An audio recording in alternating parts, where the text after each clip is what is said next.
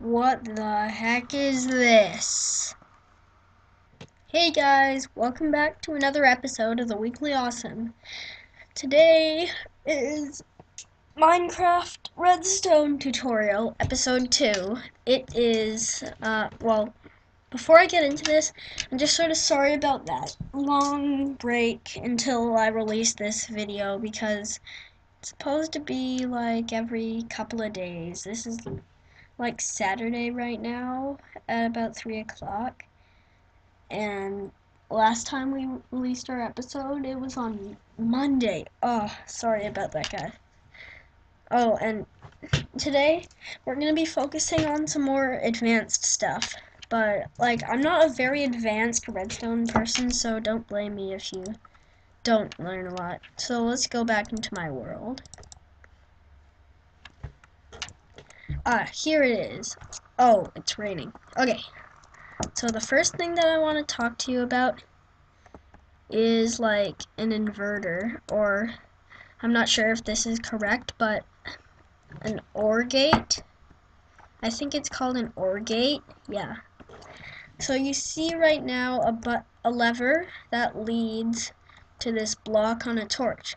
Let's just say that when power is applied to this block, it powers that block, and that would depower the torch, which would unpower this. So that would invert the signal, and so you would like turn something off, only you would turn something on, only it would really seem like it's off. See that? Focus on that stream over there. Yeah, just like that. Now the second thing I'm gonna get into is using mine carts and detector rails as pulsers. You see this minecart? I know this looks a bit complicated to people who aren't advanced in redstone, but what happens is I hit the lever, which is on that side of the wall. Sorry about the lag. It comes down here, it activates this booster rail, booster rail. And then it comes down and the minecart hits this detector rail. That sends a redstone current, which comes all the way around, and it activates the sticky piston. I'll get into more depth about what that does later. So anyways, it's like a turn on, turn off pulsar, but I know how to do more stuff than that. So anyways, I'm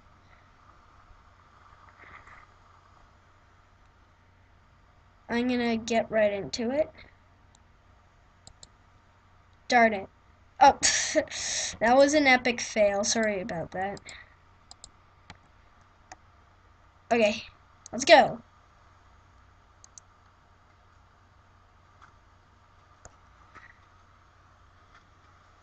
See that? So basically, the minecart is pulsing and hitting that detector rail, and the sand is falling because of that piston.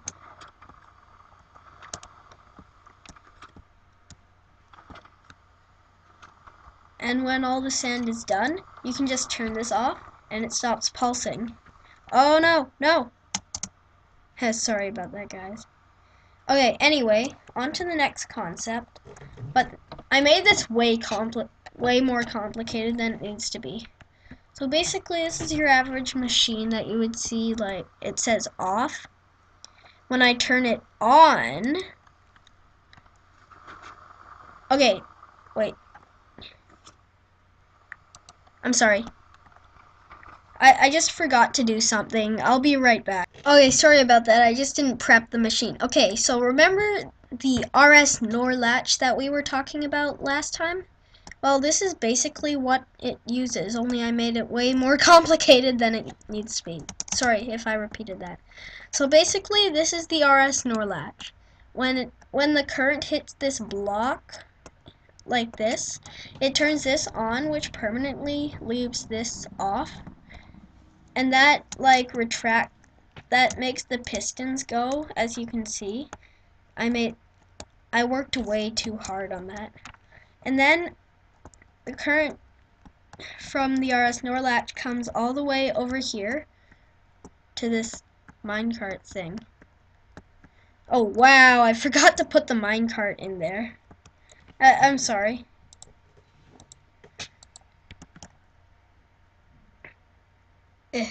Okay. There you go. Wait.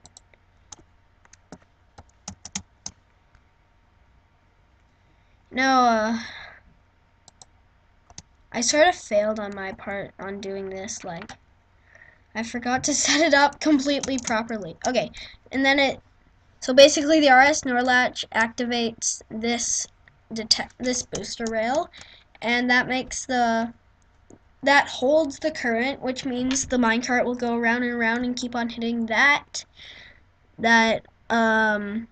detector rail. That will keep on making these pistons pulse, which will push the sand, which will cover the lava lake.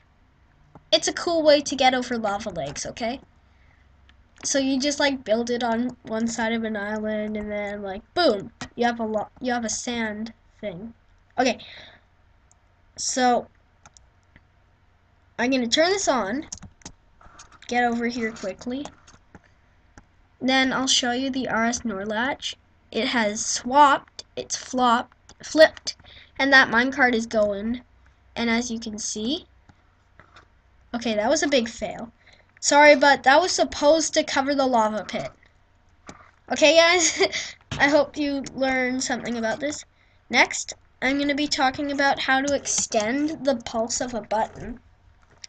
Basically, what happens is that when you push this button, a current will split off in two directions. Basically, this will go here and make the piston pulse on, but in the meantime, a redstone current is traveling through this one. And it's sort of complicated, but it's sort of, when the current gets to this line, the piston should still be extended so that it would put like 1 3/4 of a pulse on that piston. I'll just show you what I mean because it's way too hard to explain it. I'll just show you. Okay, this might do a bit of lag. Yeah, it does a bit of lag. I meant like when I push the button. If I can push the button, darn it, I hate. Oh, sorry. So basically, yeah. Sorry, it's just that this lag. See what I mean? Okay. The next thing I'm gonna show you is a piston tape. Okay. This concept of the piston tape, I'm not sure what this is called, but basically what it does is that when you place a block here, it emits a redstone signal. Let's say the block gets powered yet again. This block that I placed in front of this piston will get powered, and it'll hit that repeater, and it'll make this piston push. And then same thing happens with this one. Oh, sorry for lag.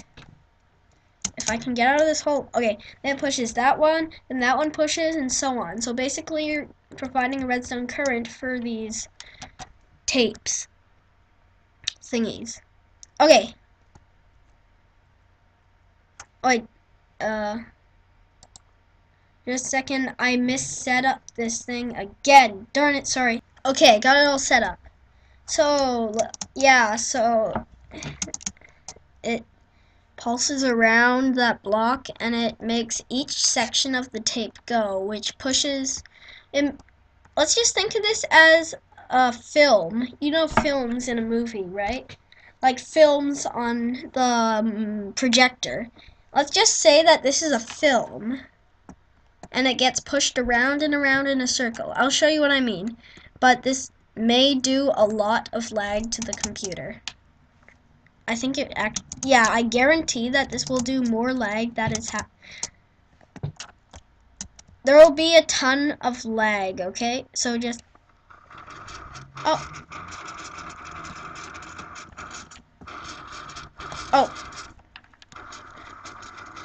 See? In a circle. It goes in a circle, and these can be used for making clocks, which I sort of failed at. So let me just stop this. Stop it! Okay. Sorry about that.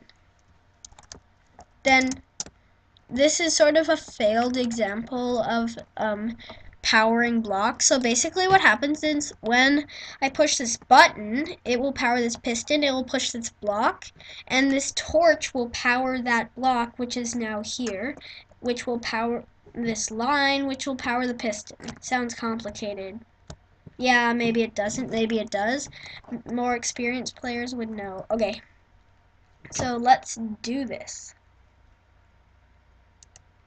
See? Just like that. Okay, next concept. We will be focusing on TNT cannons. Awesome, right? I know. Okay, so this crater in front of me was me trying to make other TNT cannons, but this one worked the best for me. But, okay, so basically I know like a bunch of people know how to make a TNT cannon. Just skip ahead in the video if you know how to do this already. But I think you're gonna like seeing me get launched. So basically what happens is that when I press the button over there, it activates all the TNT at the same time. All of this TNT, it's called the propellant TNT. But at the same time, it deactivates this torch by powering this block. And remember what we talked about last episode with repeaters and delays? Then it starts slowly then these repeaters start slowly getting unpowered, and then it soon powers this torch, which is the propellant. But first, I hope that this doesn't blow up my cannon. Otherwise, I can't show you me launching myself. So there goes the propellant, and there goes the cannonball, and boom! TNT gets launched. Now, that's launching TNT. But have you ever seen somebody launched?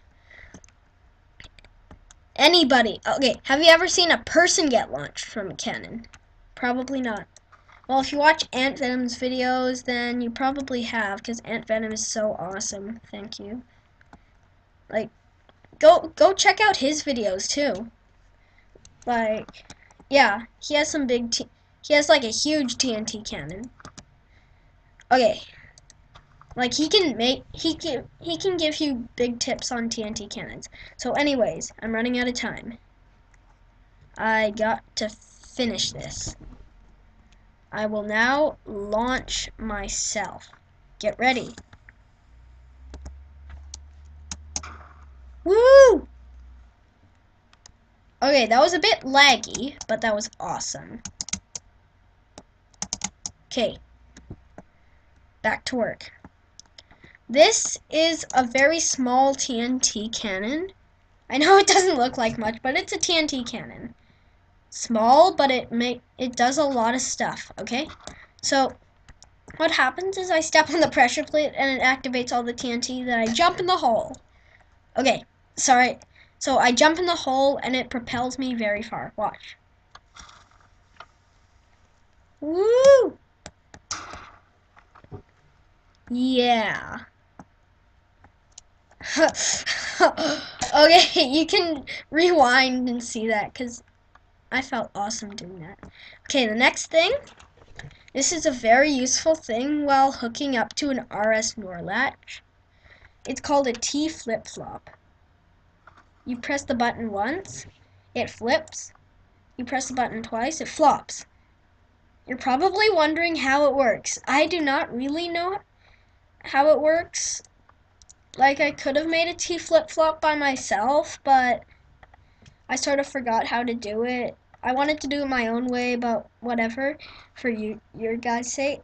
So what happens is I press the button, yeah, and it unpowers this torch by powering the block. I'm not sure why, but it pushes that piston. After a short amount of time, it pushes that piston, and this piston retracts. It's really weird. And then what happens is when this block is here, there's a torch under this block, so it powers this repeater, which powers this piston. Same thing for the other